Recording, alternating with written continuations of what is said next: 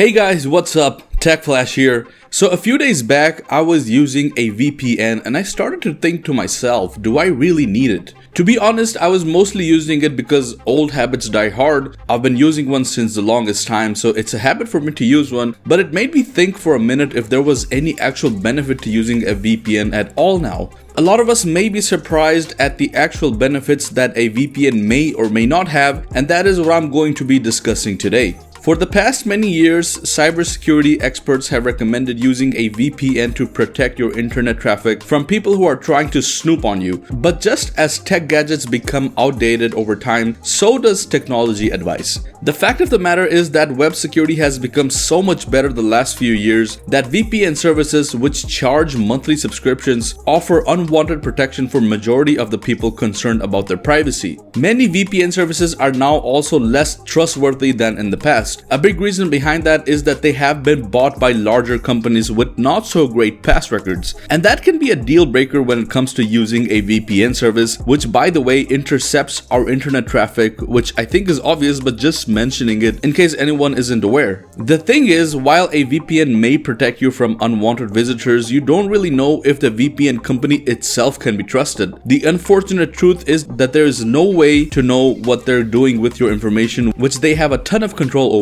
Now, I'm not going to mention the name, but a few years back, I used to use a VPN service which I later found out was bought by a certain technology company, and what I got to learn later on was that the company that acquired it had been previously called off by Google for developing malware. On top of that, that specific company started acquiring a lot of other smaller VPN companies, and that kind of gave me the vibe that they're just doing that to acquire personal information from people. Later on, I also found out that the company itself had been shut down because of the same reasons. Now, don't get me wrong, in some cases VPNs are still a great tool. For example, they can help you access content that would otherwise be banned in a certain country. For example, the ban on TikTok. If you use a VPN in countries where TikTok is banned, there's a chance that you can still access it. And also, it is very useful for accessing Netflix content that is normally not available in your country. You guys get the point. But as a mainstream privacy tool, it is no longer the go-to weapon of choice. To understand what changed, we need to look at the way websites work nowadays. A few years back, a ton of websites lacked the basic security features which would stop unwanted visitors from hacking your data. This means that a VPN was a compulsory tool, but I would say that in the last 3 to 4 years, there have been a ton of changes with the way the internet works. Many companies have now started to create or rewrite their website with HTTPS security, which basically solves your VPN problems. And according to reports, more than 95% of the top 1000 websites are now encrypted with HTTPS security. So with all of this, is there anything else that we need to do? Well, extra precautions never hurt anyone, and there are a couple of things that we can do on our part to make sure we're protected. For starters, it's important to keep the software on our devices and web browsers up to date because new software updates include security protection against the latest threats. Another crucial step is setting up online accounts that require two-step verification. This is a very important step which can help prevent attackers from gaining access to your data even if they somehow obtain your password. And if you're worried about using the web on a public Wi-Fi network, there is no need to worry about that either, because even public networks nowadays are very secure, and it is extremely difficult to hear about anyone being harmed by signing into, let's say, a hotel or a coffee shop or an airport Wi-Fi, unless you are a person holding company trade secrets or have an occupation which requires you to be extra precautious. A VPN is not really the ideal way to go about this. But let's say that you want to be extra precautious. There is a way of actually setting up your own personal VPN, which is free in terms of money and also worry-free since the operation of the technology is you yourself. But it's not as straightforward as it seems, and it also requires a little bit of time. I will show you guys how to do that, but that will have to be reserved for another video. As for this video, this was pretty much it on VPNs. Let me know down in the comments below what you think about them. Do you still use one? Do you still rely on one?